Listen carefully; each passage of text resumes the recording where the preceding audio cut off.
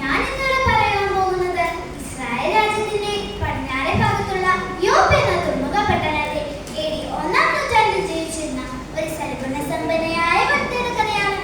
താൻ ക്രിസ്തു ശിഷ്യയായിരുന്നത് മൂലം ക്രിസ്തുവിന്റെ വചനങ്ങൾ അവളുടെ ജീവിതത്തിൽ വളരെ സ്വാധീനം ചെലുത്തിയിരുന്നു. അതിനാൽ ഈ വനിതയുടെ സ്വഭാവത്തിലും ജീവിത രീതിയിലും ഒരു പ്രത്യേകതയുണ്ടായിരുന്നു. ഈ വനിതയുടെ പേരെന്താണെന്ന് പറയട്ടെ. തബീത എന്ന് വെച്ചാൽ വേടമാനം നടത്താം. അക്കാലത്ത് യോപ്പ എന്ന തുറമുഖ പട്ടണത്തിൽ ധാരാളം യഹൂദന്മാരും ക്രിസ്ത്യാനികളും ഇടകലർന്നു പാർത്തിരുന്നു. അന്ന് സമൂഹത്തിൽ വളരെ അവഗണന അനുഭവിച്ചു കഴിഞ്ഞിരുന്ന വിധവമാരുടെയും പാവപ്പെട്ടവരുടെയും ഇടയിൽ അവർക്ക് വേണ്ട സഹായങ്ങളും ധർമ്മങ്ങളും ഒക്കെ ചെയ്യുന്നതിൽ തബീത ഭയങ്കര താല്പര്യപ്പെടുത്തിയിരുന്നു. ആഹാരം ആവശ്യമുള്ളവർക്ക് ആഹാരവും വസ്ത്രം ആവശ്യമുള്ളവർക്ക് വസ്ത്രവും എത്തിച്ചു കൊടുക്കാൻ തബീത ഭയങ്കര താല്പര്യപ്പെടുത്തിയിരുന്നു. തന്നെയുമല്ല, തനിക്ക് തുന്നിയെടുക്കുവാനുള്ള അഭിരുചിയുണ്ടായിരുന്നതിന് സ്ത്രീകൾക്കും കുഞ്ഞുങ്ങൾക്കും നല്ല നല്ല ഉടുപ്പുകൾ തയ്ച്ചു കൊടുക്കാനും തബീതയ്ക്ക് കഴിഞ്ഞിരുന്നു. അതിനാൽ അന്നത്തെ സമൂഹത്തിൽ തബീതയ്ക്ക് ഒരു മാന്യതയുണ്ടായിരുന്നു. അങ്ങനെയിരിക്കെ ഒരു നാളിൽ അവിചാരിതമായ തബീതയ്ക്ക് ഒരു രോഗം പിടിപെട്ടു. മരണകരമായ രോഗമായിരുന്നതിന് ബന്ധുക്കൾ പല ചികിത്സകളും കൊടുക്കുവാൻ ശ്രമിച്ചു. എന്നാലും പെട്ടെന്ന് ഈ വനിത മരണപ്പെട്ടു. ഇതവിടെയുള്ള എല്ലാവർക്കും ഒരു ഞെട്ടിപ്പിക്കുന്ന വാർത്തയായിരുന്നു. കേട്ടവരാളുടെ ഭവനത്തിൽ ഓടിയെത്തി.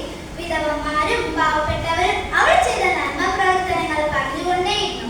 ബന്ധുമിത്രാദികൾ അവരുടെ ശരീരം കുറിച്ച് മാളികമുറിയിൽ കിടത്തി.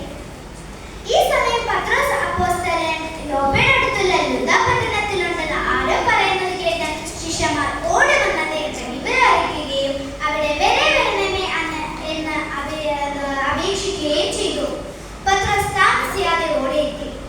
തബീതയുടെ വീട്ടിൽ ചെന്നപ്പോൾ ഒരു വൻ ജനക്കൂട്ടത്തെയാണ് കണ്ടത്. സ്ത്രീകളും കുഞ്ഞുങ്ങളും തബീത തുന്നിയെടുത്ത കുപ്പായങ്ങളും പുതപ്പുകളും കാണിച്ച് കൂട്ടക്കരച്ചിലായിരുന്നു. ഇവരുടെ സങ്കടം കണ്ട് പത്രോസിന് സങ്കടം വന്നു. ഇവരെല്ലാവരെയും മാളികമുറിയിൽ നിന്ന് പുറത്താക്കുവാൻ അപേക്ഷിച്ചു.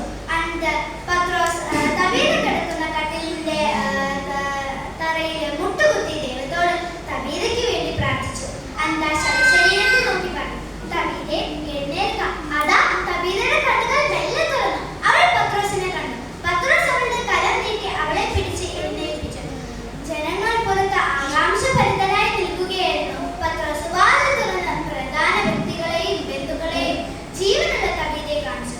മരിച്ചു കിടക്കുന്ന തബീത ജീവനുള്ളവളായി തീർന്നു. എല്ലാവർക്കും സന്തോഷമായി. പത്രോസിന്റെ വിശ്വാസത്തോടുകൂടി ഈ പ്രാർത്ഥന മൂലം നാട്ടിലെങ്ങും പരന്നു.